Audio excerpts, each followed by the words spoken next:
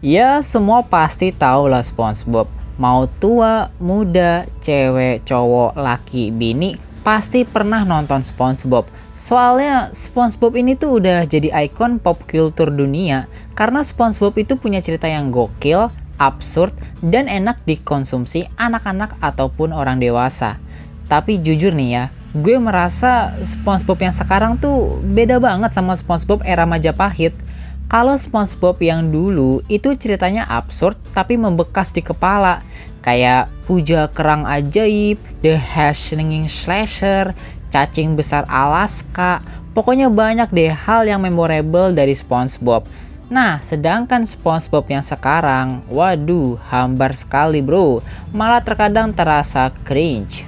Kalian merasa juga gak sih kalau SpongeBob yang sekarang tuh hambar banget?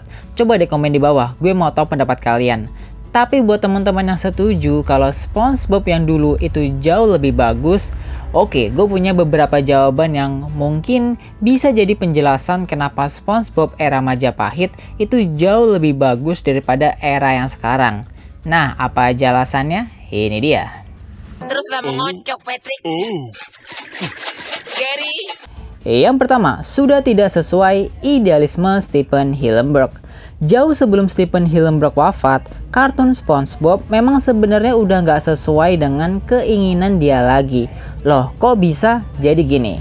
Awalnya, Stephen Hillenburg merencanakan kartun SpongeBob cuma dibuat 3 season aja dan berakhir di movie-nya pas tahun 2004 karena Stephen merasa kalau cerita dan humor yang bagus itu ada batasnya. Dan untuk menjaga kualitas cerita SpongeBob harus dibatasi jumlah episodenya. Jadi nggak asal kejar tayang bikin yang banyak. Kualitas lebih penting daripada kuantitas. Tapi ternyata rating SpongeBob ini bagus banget. Dan pihak Nickelodeon merasa sayang kalau ditamatin. Jadinya tetap dilanjutin dong. Bahkan awalnya Stephen Hillenburg sempat cabut dari produksi kartun SpongeBob karena idealismenya yang bentrok dengan keinginan Nickelodeon. Makanya kerasakan perubahan SpongeBob sehabis film layar lebarnya yang pertama. Pas awal-awal sih oke aja, kita pun merasakan kok setelah season 3 masih bagus. Tapi semakin kesini semakin menurun kualitasnya. Karena emang udah gak sesuai dengan visi dan misi dari Stephen Hillenburg. Apalagi semenjak ia meninggal, itu SpongeBob udah bener-bener beda banget. Kayak gak ada nyawa dalam ceritanya. Hambar aja, karena ya SpongeBob itu Stephen Hillenburg dan Stephen Hillenburg adalah SpongeBob. Jadi era kejayaan SpongeBob itu memang saat masih sesuai dengan idealisme Stephen Hillenburg. Kalau yang sekarang mah cuma jadi kartun mediocre yang kejar tayang doang. Sayang banget sumpah. Yang kedua, sudah tidak ada isu sosial yang diangkat. Walau tidak secara gamblang, tapi dulu setiap episode SpongeBob itu selalu membahas isu sosial yang ada di masyarakat. Entah itu soal buruh, work-life balance, hoax, krisis identitas, kriminalisme, rasisme, pokoknya banyak deh isu sosial yang dikemas dengan cerita komedi dalam kartun SpongeBob. Makanya kita sebagai penonton merasa SpongeBob itu bagus. Kenapa? Karena relate. Ada isu sosial yang relate dengan kita. Tapi SpongeBob yang sekarang udah nggak ada lagi isu sosial yang coba dimunculkan. Mungkin juga karena semua isu sosial udah dibahas di episodenya terdahulu. Jadinya bingung mau bahas apa lagi. Inilah alasan kenapa Stephen Hillenburg cuma mau SpongeBob sampai 3 season. Ya karena itu semakin banyak episode justru nggak bagus. Karena pembahasan akan mentok dan ujung-ujungnya cuma bikin cerita yang biasa aja ala kadarnya agar bisa kejar tayang. Sama kayak sinetron Indonesia zaman now. Yang penting stripping perbanyak episode. Ceritanya jelek mah bodo amat, yang penting rating.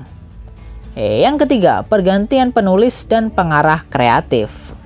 Selain Stephen Hillenburg, ada 2 sosok yang tidak kalah penting dalam kartun SpongeBob. Kalian pasti pernah deh baca nama mereka di setiap opening SpongeBob, yaitu adalah Derek Drymon dan Paul Tibbitt. Mereka berdua adalah penulis dan pengarah kreatif cerita SpongeBob. Kalau Stephen Hillenburg adalah kepala dari SpongeBob, nah mereka berdua ini adalah tulang punggung dari SpongeBob. Karena banyak jokes dan banyolan SpongeBob yang lucu itu hasil buah pemikiran mereka. Nah, si Derek Drymon ini dari season 1 sampai 3 adalah pengarah kreatif cerita SpongeBob, tapi di season berikutnya digantikan oleh orang lain. Nah, kayaknya Derek Drymon ini idealismenya setipe sama Stephen Hillenburg, percaya bahwa kualitas lebih penting dari kuantitas. Makanya kenapa kualitas cerita SpongeBob berbeda? Karena posisi penting yakni kepala dan tulang punggungnya digantikan oleh orang lain. Yang namanya beda orang pasti beda idealisme, jadinya perubahan pasti akan terjadi. Tapi sayangnya justru perubahan SpongeBob semakin lama semakin kacau. Ya kita nggak bisa nyalain tim produksinya juga sih, karena semuanya mau itu kartun ataupun sinetron, kalau udah kejar tayang, mementingkan kuantitas daripada kualitas, udah pasti bakal jelek. Karena membuat cerita yang bagus itu butuh waktu. Kalau lebih mementingkan kuantitas, ya udah bisa ditebak, hasilnya bakal kacau. Kayak SpongeBob yang sekarang. Visual boleh bagus, tapi ceritanya hambar. Minggir, konyol. Aku sudah dapat banyak kekonyolan untuk satu hari. Oke, itu menurut gue kenapa SpongeBob era Majapahit jauh lebih bagus daripada era yang sekarang. Dan gue pun merasa seharusnya dengan wafatnya Stephen Hillenburg, SpongeBob lebih baik dibuat tamat. Oke, kalau dibuat movie-nya sesekali nggak apa-apa, tapi untuk serialnya lebih baik tamat aja. Malah kalau diterusin gini, menurut gue cuma akan merusak legacy yang ditinggalkan oleh Stephen Hillenburg. Tapi gue salut sih dengan kartun SpongeBob versi aslinya. Mereka konsisten dengan dubber mereka, nggak ganti-ganti, itu aja dari dulu. Beda sama versi Indonesia yang mengalami beberapa kali pergantian. Tapi kalau menurut kalian nih, apalagi alasan SpongeBob era Majapahit itu bisa gokil banget dibanding SpongeBob era zaman now? Komen aja di bawah, kita gibahin bareng-bareng, oke? Hehehehe. Wah, pasti tata krama belum ditemukan di sini.